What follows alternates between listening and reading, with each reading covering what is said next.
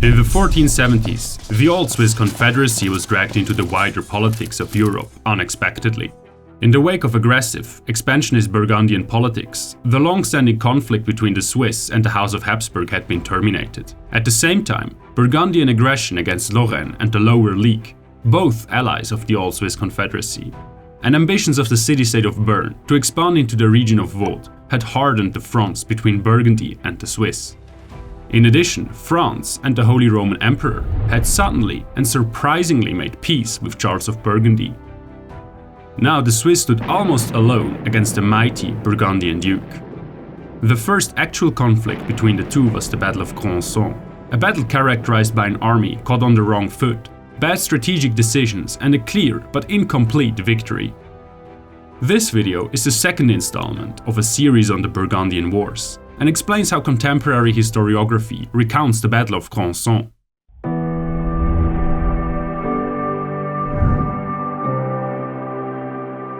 In 1475, Charles the Bold campaigned in Lorraine and occupied its territories. After this success, he turned towards Bern. The city was the driving force behind the Swiss anti-Burgundian politics. Charles mustered about 12,000 men, who gathered in Nancy and marched towards the western border of the Old Swiss Confederacy in February 1476. The Burgundian army entered Vaud, crossing the Pass of Jounier in order to liberate the region from the Bernese. According to the historian and expert on the Burgundian Wars Claudius Sieber Lehmann, Charles wanted to take revenge for Bern's previous assaults in Vaud. In mid-February, the army arrived in the town of Or.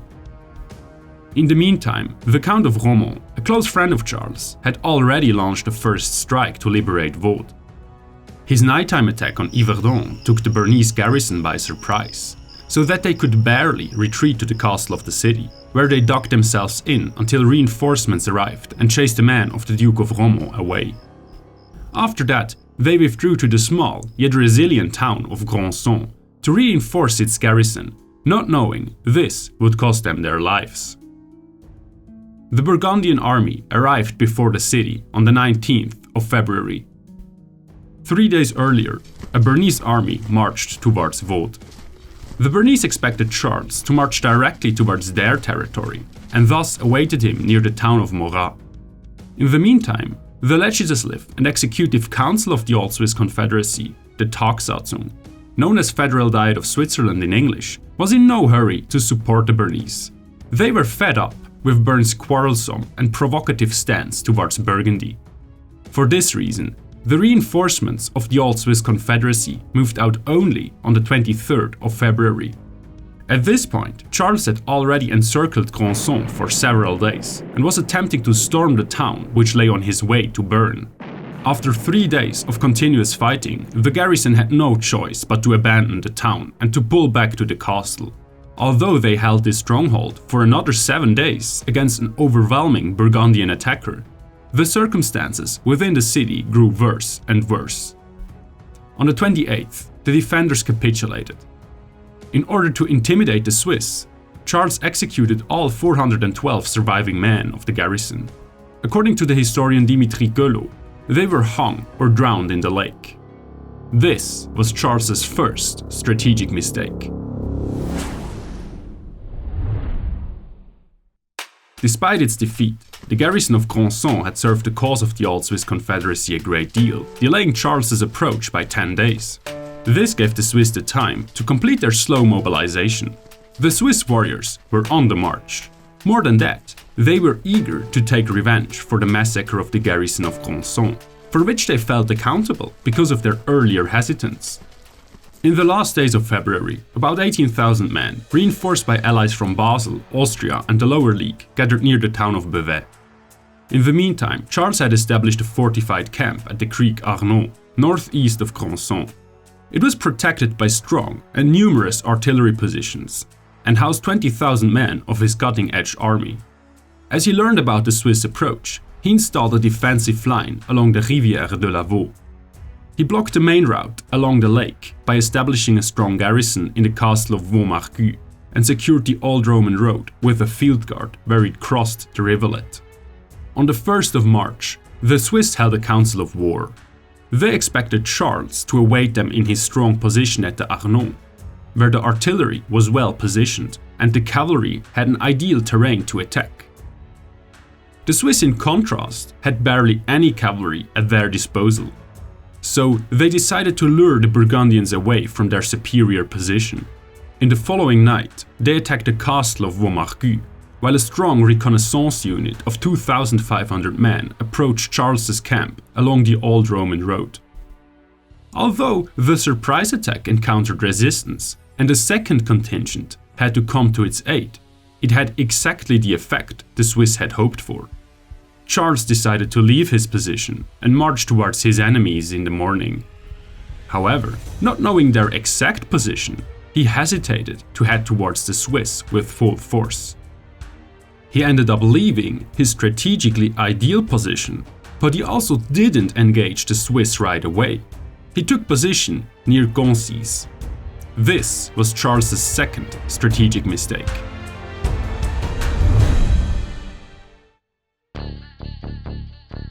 Just as the Swiss reinforcements arrived at Vaud, they received word that the reconnaissance unit had encountered the Burgundian field guard unexpectedly.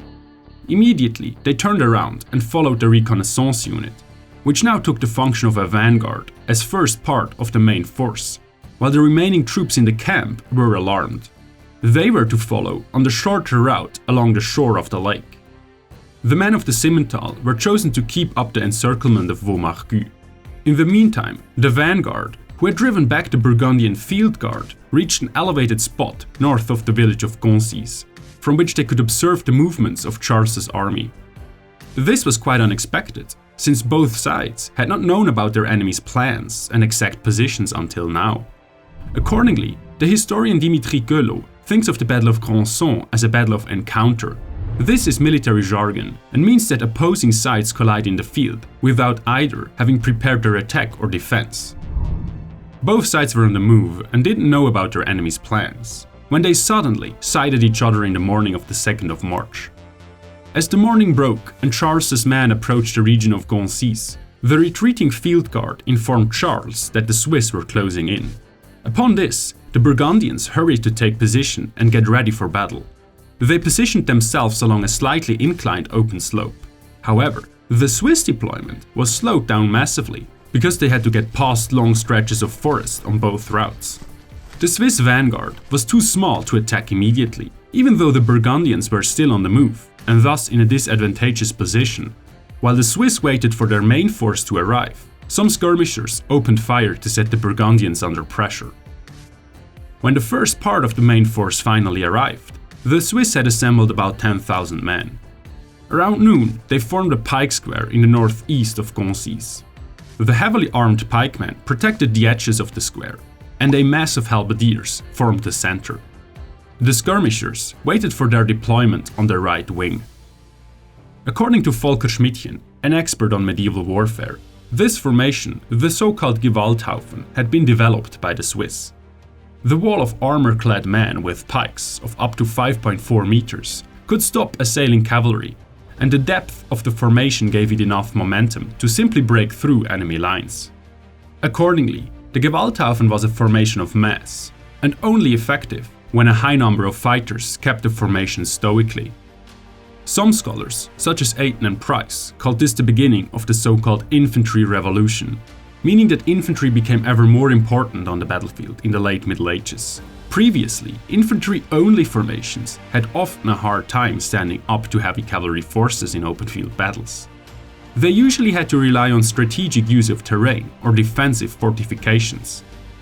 In contrast, the Swiss began to use their pike formations offensively in ferocious assaults to shatter the enemy. Granson was one of the first battles in which the Swiss deployed this tactic successfully, a tactic which should quickly spread all across Europe. For example, the Landsknechts imitated it in the Swabian Wars, and the Spanish picked it up in the Italian Wars. However, the Swiss planned to carry out their decisive attack only when they reached their full strength. Thus, their only concern was to keep the bottleneck behind them free for the contingents still arriving, and to stall the Burgundian army. Charles, in contrast, underestimated his enemy and wanted to defeat them in a quick knockout blow. As the Swiss stepped forward, the Burgundian guns began to shoot at them. The plan was to break their formation in order to prepare a storm assault of Charles's heavy cavalry. Shortly after, the horsemen spurred their animals and attacked the right flank of the Swiss. However, despite some losses inflicted by the artillery, the Swiss pike square kept its formation and repelled the Burgundian cavalry. The Swiss chronicler Thibault Schilling, who participated in the Burgundian Wars, wrote in his great Burgundy Chronicle sarcastically, quote, "The Swiss thrusted the Burgundian horsemen to their noses ever so manly, so that they turned around and ran away." End quote. Despite this defensive success, the Swiss remained in their position to await the missing comrades. Charles, however, immediately arranged another attack, this time centered around his powerful artillery. To prepare for this, his army had to regroup again, and major parts of the Burgundian infantry had to move to the side or backwards to clear the line of fire. This was Charles's third strategic mistake.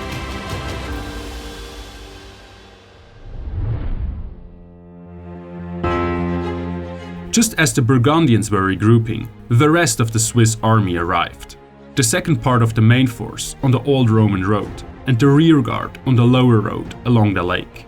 Without hesitation, they immediately and under roaring war cries rushed towards the enemy in a concentric motion. The waiting pike square joined their attack.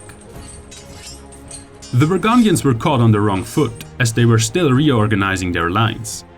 The rear rows saw the charging Swiss and heard the clamor of battle. They mistook the movement of their own infantry for flight. Panic ensued in the Burgundian armies. Under cries of "Sauve qui peut," run for your life, the Burgundian army dissolved and turned to flight. Although Charles tried, he couldn't convince his men to stay and regroup. The battle was over before it had begun. Because the Swiss had not enough cavalry to chase the fleeing army effectively, they soon ended the pursuit and returned to the Burgundian camp. There, they found a fairy tale-like booty, consisting of the riches with which Charles had furnished his camp, and most importantly guns, an immense number of guns for this time. So after the Battle of Granson, the Swiss returned home with an extensive cutting-edge artillery. This had its drawbacks. Because such a high number of modern guns was all of a sudden readily available, the production and improvement of artillery in the Old Swiss Confederacy was actually slowed down. Soon, the Swiss artillery was outdated. All in all, historian Hans Rudolf Kurz estimates that the plundered goods were worth almost $200 million adjusted to modern prices. But actually, aside from this, the Burgundian losses were insignificant. Due to the premature end of the battle, they suffered less than 1,000 casualties. Even less men had given their life on the Swiss side. About 100 died in battle, few compared to the 412 executed at Granson. Charles had lost the battle, but yet not yet lost the war.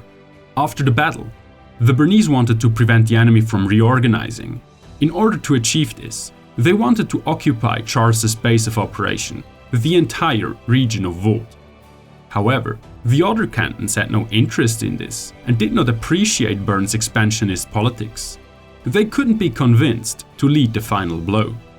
Even when it became clear that Charles was up to something for a second time, the Federal Diet of Switzerland prohibited Bern to take preventive measures.